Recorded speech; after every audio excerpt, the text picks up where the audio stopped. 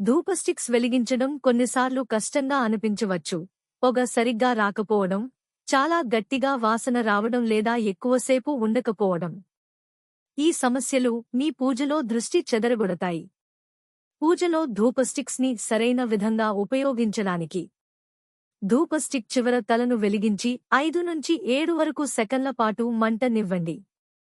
మంటను నిదానంగా ఊది పొగ ఉద్గారంగా చేయండి. ఒక హీట్ రెసిస్టెంట్ ఉపరితలంపై ధూప హోల్డర్లో దానిని పెట్టండి. హిందూ సంప్రదాయాల్లో ధూపం పవిత్రతకు, నెగటివ్ ఎనర్జీని దూరం చేయడానికి మరియు దైవ ఆశీర్వాదాలను మీ ఇంటికి ఆహ్వానించడానికి ప్రతీక.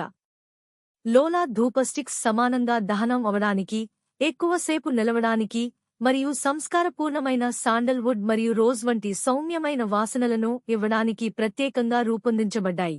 ఇవి మీ పూజా కైంకర్యాలకు అద్భుతంగా సరిపోతాయి. లోలా ధూప స్టిక్స్ యొక్క దివ్య సువాసనతో మీ పూజను మెరుగుపరచండి. ప్రతి స్టిక్లో పవిత్రత, శాంతి మరియు సానుకూలత. ఇంకా ఆధ్యాత్మిక చిట్కాల కోసం సబ్స్క్రైబ్ చేయండి.